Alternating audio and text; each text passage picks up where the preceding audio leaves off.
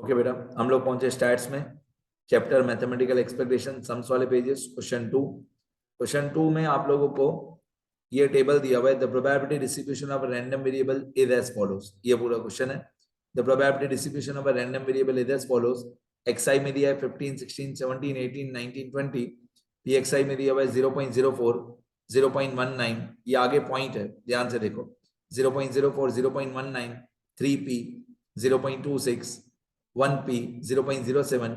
Find the value of p and hence obtain the expected value of x.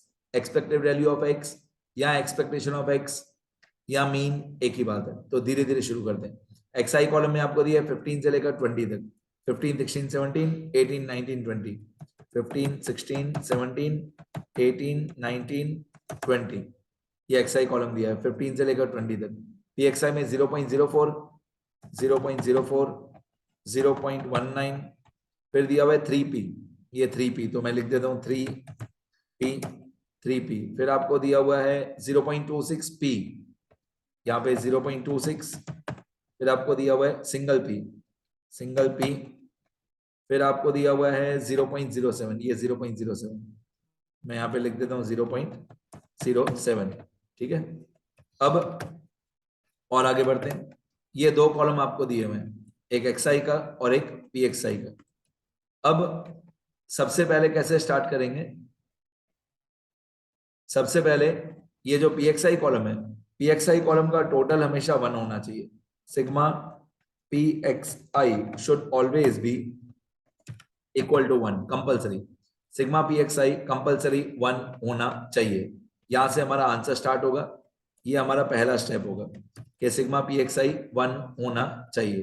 देखते जाओ, उसमें भी हमारी पी की वैल्यू आ जाएगी। अच्छा, सिग्मा पीएक्सआई 1 होना चाहिए, ऐसा एग्जाम में दिया हुआ नहीं होगा। ये आपको घर से याद करके जाना है कि sigma PXI should always be equal to 1। ये आपको घर से याद करके जाना है। तो मैं कैसे लिखूंगा? ये 0.04, 0.19, 3p, 0.26p, 0.07, मैं इन सबको प्लस करूंगा और लिखूंगा इक्वल टू 1। देखते जाओ, 0.04 प्लस 0.19, पहले 0.04 plus 0.19 plus 3p plus 0.26 plus p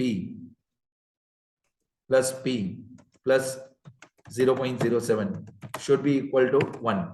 तो 0.04, 0.19, 3p, 0.26, p और 0.07 इन सबको प्लस करके 1 आना चाहिए। तो equal to 0.04 plus 0.19 plus 0.26 plus 0.07। तो ये होता है 0.04 और 19, 23, 23 और 26, 49, 49 और 7, 49 और 7, 56। तो ये होता है 0.56 प्लस, अब ये 3p और 1p, 3p और 1p होता है 4p। तो ये हो जाएगा इक्वल टू, ये हो जाएगा 4p, 0.56 plus 4p equal to 1, equal to 1। अब ये जो 0.56 है इसको हम सामने तरफ माइनस कर देंगे। तो 4p इक्वल टू 1 माइनस 0.56, मतलब 0.56 जो है उसको सामने वाली साइड माइनस कर देंगे। ठीक है, तो हो जाएगा 4p equal to 1 minus 0.56। 1 minus 0.56 होता है 0.44, तो आएगा 0.44। अब ये 4 सामने डिवाइड कर देंगे। आप 4 सामने डिवाइड कर दोगे तो 0.44 डिवाइडेड बाय 4 हो जाएगा। ये होता है 0.11, मतलब हमारी p की वैल्यू आ गई 0.11। मैं यहाँ पे p की वैल्यू लिख दूंगा 0.11। 4 सामने डिवाइड कर दिया, p आ गया। अब ये p की वैल्यू आ जाने के बाद एक्चुअली हम लोग ये पूरा टेबल फिर से बनाएंगे। ये वाला पूरा टेबल हमको फिर से बनाना चाहिए। एक बार p की वैल्यू आ गई, फिर ये पूरा टेबल फिर से बनाओ एक बार।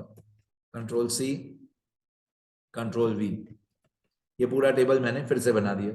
ठीक है, अब पूरा टेबल फिर से बनाने के बाद इस नए टेबल में जो p की वैल्यू आई 0.11 वो पुटअप कर दो। अब p की वैल्यू 0.11 पुटअप कर दो तो क्या होगा? ये 0.04 सेम रहेगा, 0.19 सेम रहेगा, 3p मतलब p की वैल्यू 0.11, तो ये हो जाएगा 3 मल्टीप्लाई बाय 0.11।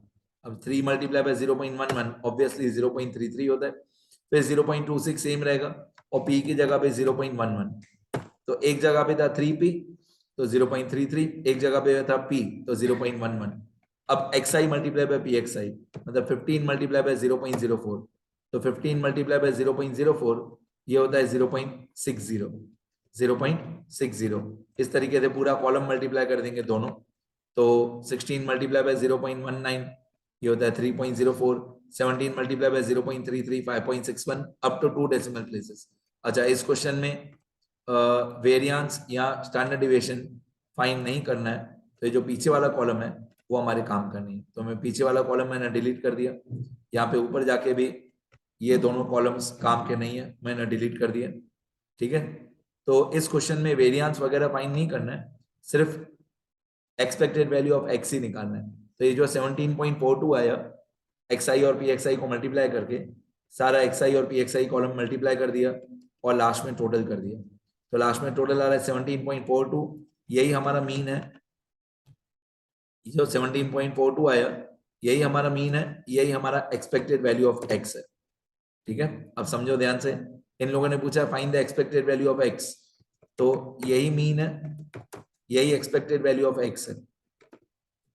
जो क्वेश्चन में बोला है find the expected value of x, तो मीन बोलेंगे या एक्सपेक्टेड वैल्यू ऑफ एक्स बोलेंगे या मैथमेटिकल एक्सपेक्टेशन या ई ऑफ एक्स या sigma X I P X I, सब एक ही बात है। और इसका आंसर है 17.42। तो यहां से आप समझ सकते हो कि जो हमारा मीन का आंसर आया, जो भी हमारा मीन का आंसर आया 17.42, ठीक है, ये माइनस में भी हो सकता है, प्लस में भी हो सकता है, जीरो भी हो सकता है, 1 से बड़ा भी हो सकता है, 1 से छोटा भी हो सकता है, एनी नंबर। देखो प्रोबेबिलिटी जो होता है ना, प्रोबेबिलिटी का जो कॉलम होता है पीएक्सआई का, प्रोबेबिलिटी हमेशा 0 और +1 के बीच में होता है, फ्रॉम 0 टू +1। लेकिन ये मैथमेटिकल एक्सपेक्टेशन है 17.42, ये होता है फ्रॉम -∞ टू +∞, ये कोई भी नंबर हो सकता है। तो ऐसा जरूरी नहीं है कि मैथमेटिकल एक्सपेक्टेशन 0 और 1 के बीच में आना चाहिए, हाँ प्रोबेबिलिटी 0 और 1 के बीच में होना चाहिए, लेकिन mathematical expectation can be from -∞ to +∞, anything. बस इतना ही पूछा था 17.42। तो ये हो गया हमारा 0.11 पहला स्टेप हमने पी की वैल्यू निकाली, दूसरा स्टेप हमने मैथमेटिकल एक्सपेक्टेशन निकाली 17.42, ये रहा 17.42। एक बार मैं स्क्रॉल कर दूंगा, लिखना सारा अच्छे से। क्वेश्चन 2,